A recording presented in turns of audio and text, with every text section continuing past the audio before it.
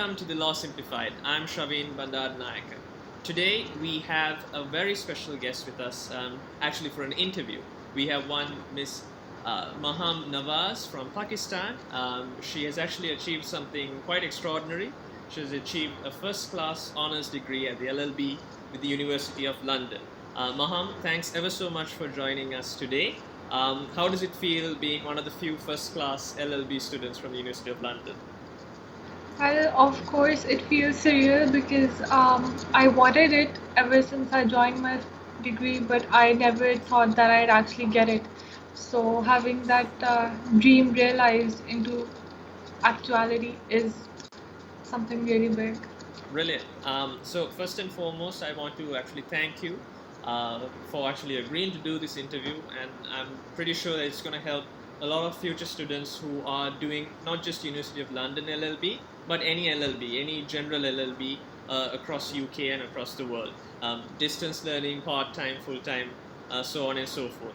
So I thought how we would go about it today is to maybe have a look at or consider your personal situation, and then perhaps move on to whatever advice and whatever tips and tricks that you might be able to give to students worldwide. Does that sound good? Yes, sure. Okay, so let's begin sort of first of all. Why don't you sort of introduce yourself and tell everyone a little bit about yourself and your journey towards the LLB? So, of course, you've already told everyone my name, and I'm from Pakistan, Islamabad. I've studied at TILS, the Institute of Legal Studies, was my institution while I was doing my LLB degree. As for choosing this career, I always wanted to study law as a child, but I never wanted to pursue it as a career. Why? Because my father is a lawyer and so is my brother. So while my brother is a few years older than me, so while I was little, my brother was doing his LLB, and I used to read his assignments at times, and I found them really interesting. And I used to read my father's books and documents, just even though I didn't really get them, but I found it really interesting, especially the problem questions and solving those situations where you have to give advice to people. So that's what built my interest in law. But after that, I was going to choose another career path, but unfortunately, I didn't get admission in the college I wanted. So when that didn't happen, then I chose law as a second option. But I'm really glad that I did because I love it. I absolutely enjoy. I enjoyed studying it, and now I've started working. I love working with it. Okay, so would you say then, just a follow-up to that, do you think that it was helpful that you did have a background in law, that you had a brother who was studying at the time and you have your father who is also practicing? Was that helpful in any way?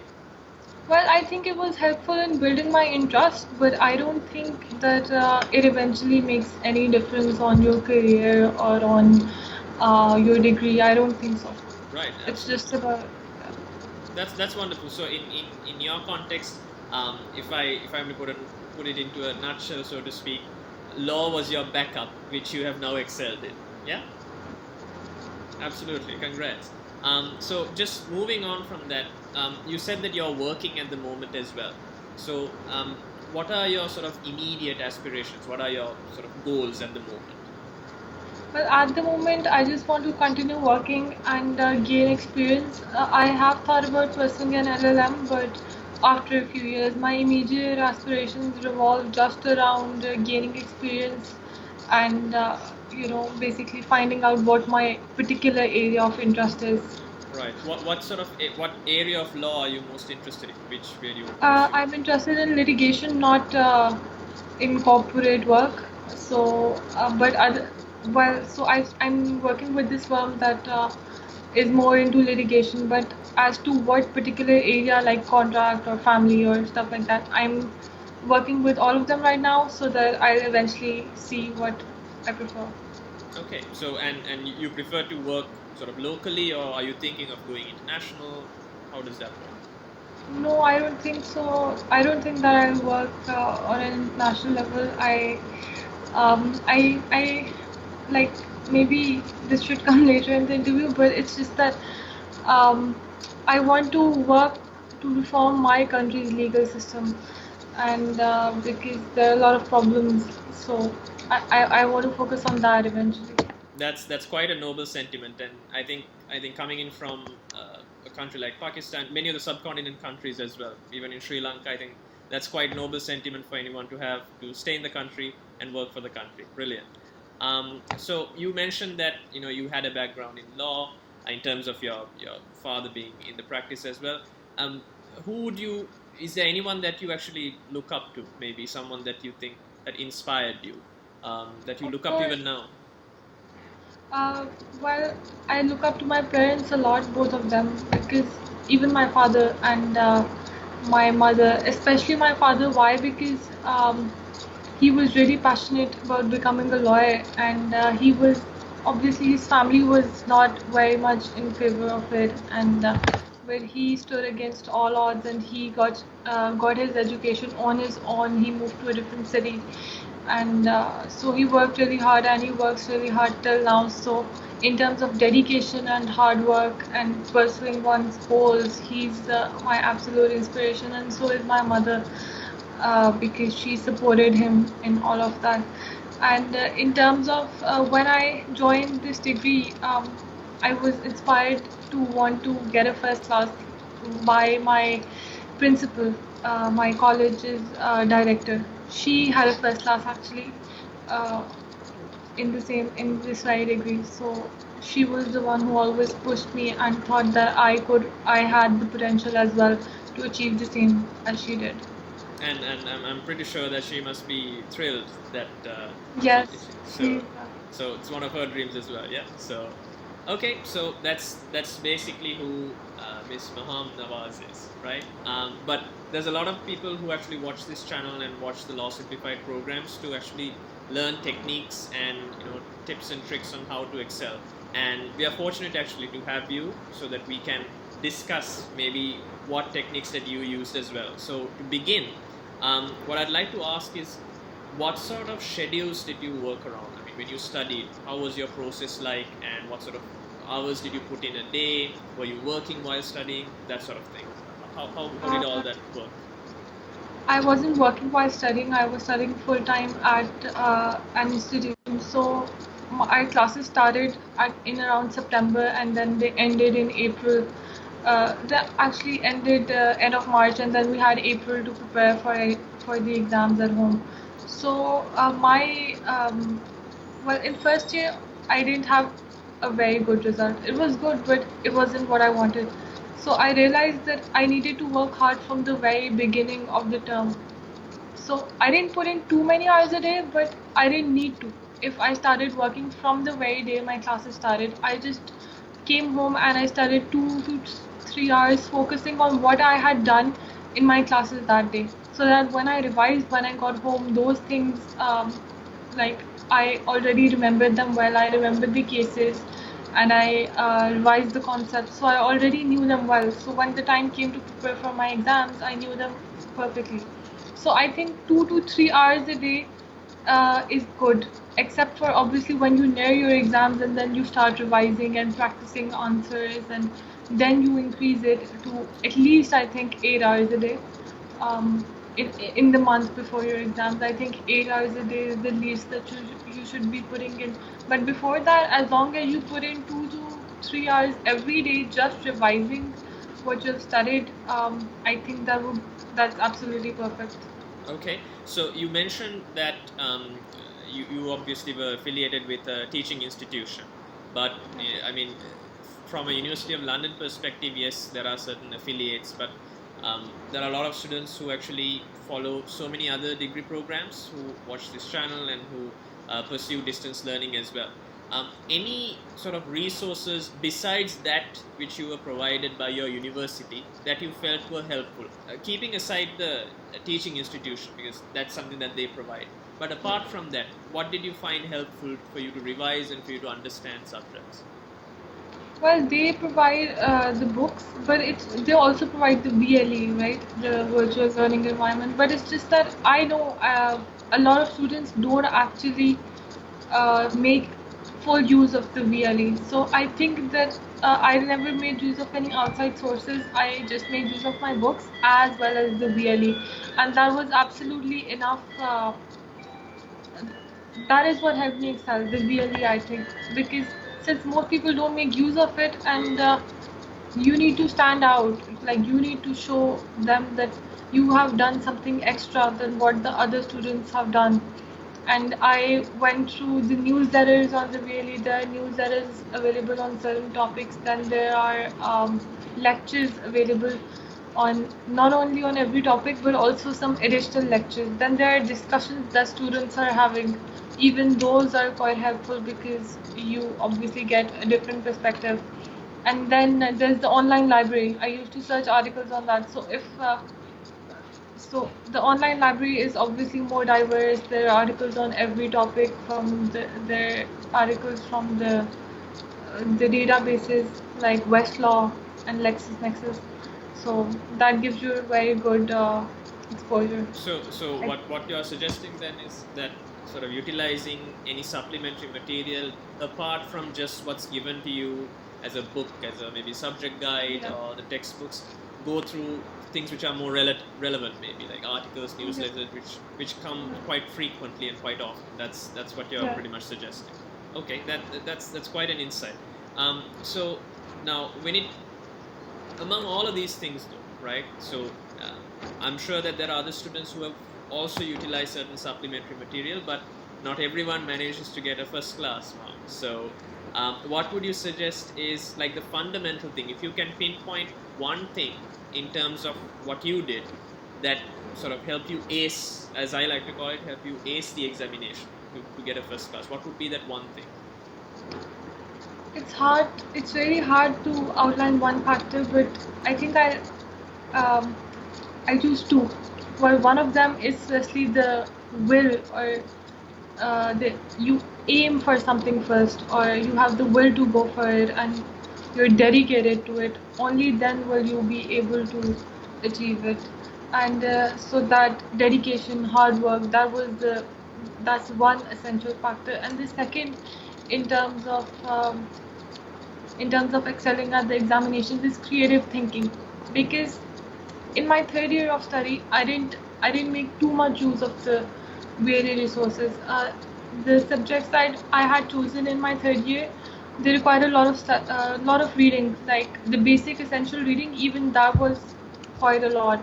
So I didn't have too much time to go through extra resources. But the reason that I felt that I got a good result even in my third year is creative thinking. And I read this on the VLE as well a lot of times, that they want you to not just apply the law that you've been taught, rather also to give your opinion about it, to tell them whether it's good, whether it's bad, whether it's fair or unfair, how it can be made better, what are the loopholes.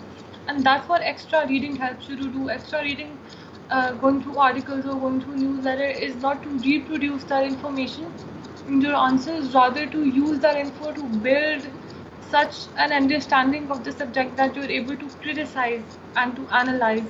And creative thinking analysis, I think that's what helped me excel. I read this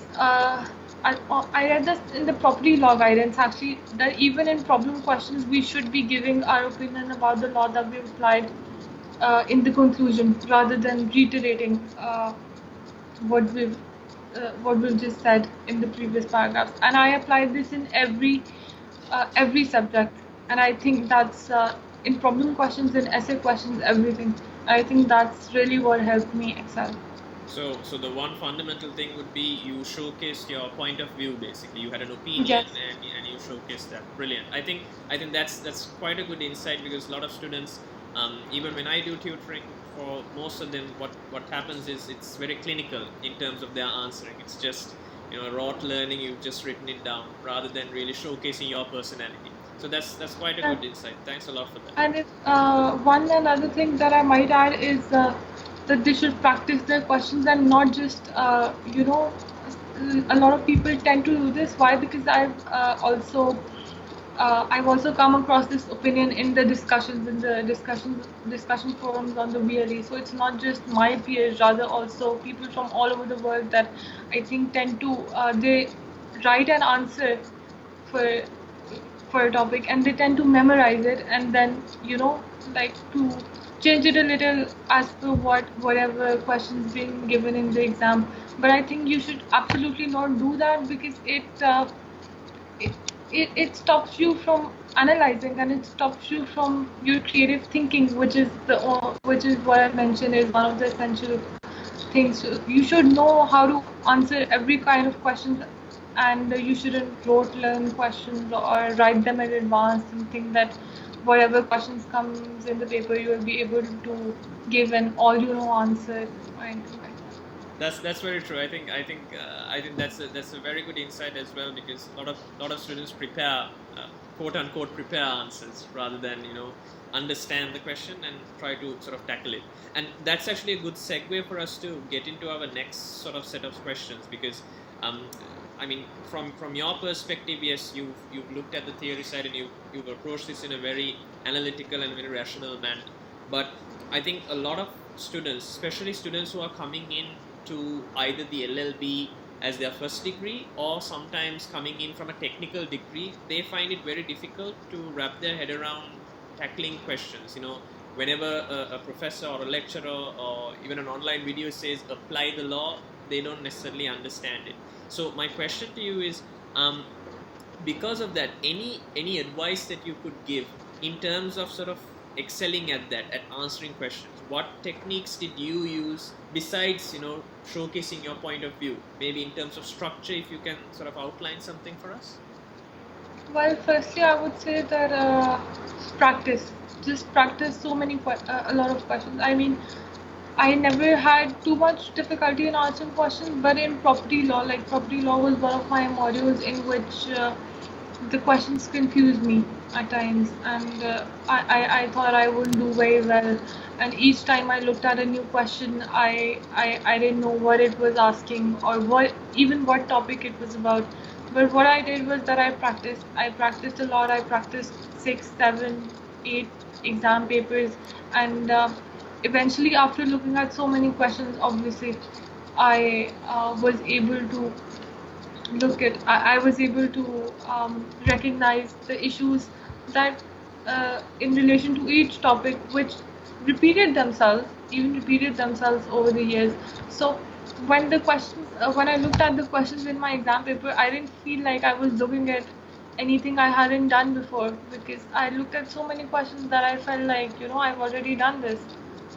So I think practice. And there are only so many ways that you can formulate a question on any given topic. Exactly. True, very true. So you did. So what you would suggest then is actually to practice basically. But obviously, first to understand the concepts and to learn everything, and then to practice within the given time, not to practice so however time much time it at takes. 45 minutes per Time question, and then absolutely. Yes. I think you're giving a lot of good insight, and as it's coming from a person who has actually excelled and gotten a first class, there's a lot of weight and a lot of credibility to it. So thank you very much for that. One final thing in terms of sort of the advice, so to speak. So you studied for a full 3-year LLB, right? So I'm presuming this is your first degree, is it? Or yes, it is my first. It's your first degree. Brilliant. So what made you sort of select the subjects that you selected, at least the optional ones, and what were those subjects? Well, honestly, in terms of choice, I didn't have too many options because it was only limited to what subjects my institution was offering. Right. So when it was limited to that, one of the main factors in choosing the subjects was how good is the subject teacher, obviously. So that was one of the options. But another factor was obviously the amount of interest I had in the particular module. In my third year, I chose company law, dissertation, and human rights as my optional modules. So all of these were subjects that I was interested in. I was really interested, absolutely, in doing the dissertation. because it would be my own independent research. I had a topic in mind that I thought would be very interesting and I would like to work on it. And then there was HR, which is also something that I've always wanted to study. I've always been interested in. Plus, international protection of human rights is a subject that requires a lot of general knowledge and of the events that are happening over the world. And I think so.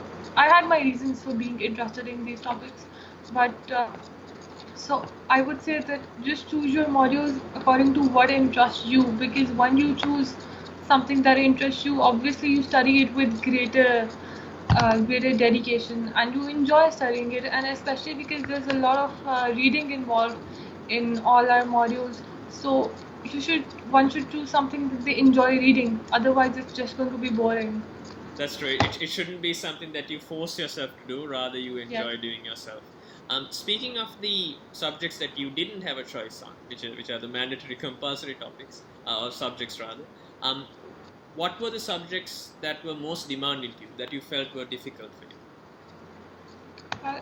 One of them was, I would say, jurisprudence in my third year. It's a very demanding subject. It has so much of essential reading that I didn't have time to do any extra reading at all. So that was one of my most demanding subjects, as well as there was tort in second year, tort law. It has so many cases, especially in negligence, that I found it really hard to learn them. But as to how I tackled them, I think I did so by studying smartly. I didn't try to do everything. Since obviously we know that you have to answer 4 questions in the exam, and if you look at the exam paper, you can figure out to some extent which topics are more important or which topics repeat themselves. So on those topics that I intended, on those 3 to 4 topics that I intended to, that I thought that these would most probably be my first or second or third questions, I worked harder on them. And then the amount of hard work for the rest of the topics, I I tried studying those just from my class notes or just from the study guide and add a little info from the book. So obviously, because I think you need to study smartly as well. You can't do everything. You should study according to what you will be asked to do in the exam. Just a quick follow-up to that one, though. Are you a person that finds it more comfortable to study on your own, or were you studying in a group with another set of students? How was that? Okay, no, I've never studied in a group with another set of students, and I've always found it more comfortable to study on my own. And I think this should constitute another tip, that you should always do the essential reading yourself and make notes out of it. Do not rely on class notes or anyone else's notes, no matter how good they are. I mean, now that I've excelled at my degree, as you say, so a lot of people ask me for notes, and I deny them, not because I don't want to help them, but I think that it is helping them to ask them to make their own notes rather than rely on someone else's material, no matter how good or concise, or no matter how many sources it has included uh, in the notes or anything. I think one should always make their own notes. That is what helps you understand best, and when you understand it, obviously you're able to write it better. Okay, so in terms of the notes as well, just so that we can sort of outline, anything specific that you did in terms of your notes, any special technique, or are you a visual person? Any specific way that you did to actually study and help you understand topics? Well, firstly, I always used to do the essential reading first and make notes out of it, make short notes out of it. And since I read it once, so obviously I knew what I read and I was able to make short notes out of it. And then I used to go over them. And then once I was done with my essential reading, then I used to add extra points from maybe articles, maybe newsletters, and I added them onto the notes so that I had all the material in one place, and when I was studying for the exam I could just go through it and revise it.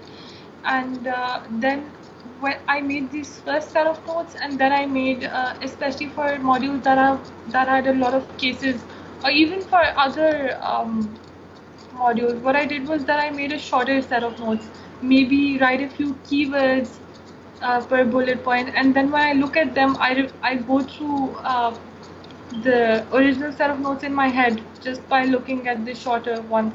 So it was like it was all in one place, and So you consolidated them into yes. one sort of package, so to speak. Brilliant. I think you've given a lot of food for thought for students coming in as well, because obviously this interview is happening in between results coming for many students and obviously resits coming for other students as well. So it's something that they can always look back on and sort of learn from your experience as well, from a first class student's perspective. One final question, Maham. So what does the future hold? I think you touched on it a little bit in the beginning, but what does the future hold for a first class law student, for an LLB now?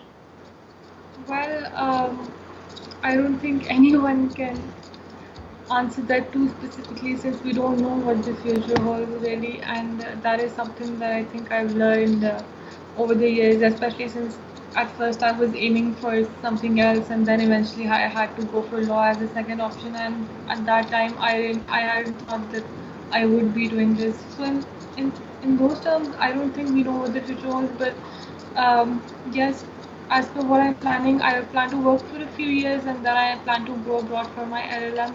The reason that I want to work before and gain some experience before going for another degree is because I know that a lot of people come for the LLMs from all over the world mid-career or taking career breaks. So I want to be able to engage well with them rather than just be someone who's new to everything. So I want to know my work and know this profession well, and then be able to benefit from their knowledge as well. So yes, that's what I think the future holds for me right now. And eventually, like I said before, it's just that I want to do something, even if it's something little, but do something to better the legal system in my country. Brilliant. So once again, thank you ever so much. I think you've enlightened a lot of people who are coming into the legal profession, who are coming into an LLB, and anyone who's even watching it who was on the fence on maybe doing law. You've sort of cleared things up, because most students don't even think of attempting law because they feel they don't know what it entails. So seeing that you have aimed for something and you've achieved it and you've shown exactly what you did step by step to get to that point, I think you've distilled any notions that people might have. So thank you ever so much. No, thank you for giving me the chance to actually help people with whatever tips or whatever experience I've gained. Thanks a lot for watching this video. If you would like to take your grade from a pass to an ace, make sure you get in touch through the links in the description below. But until such time, have fun, stay safe, and as always, obey the law.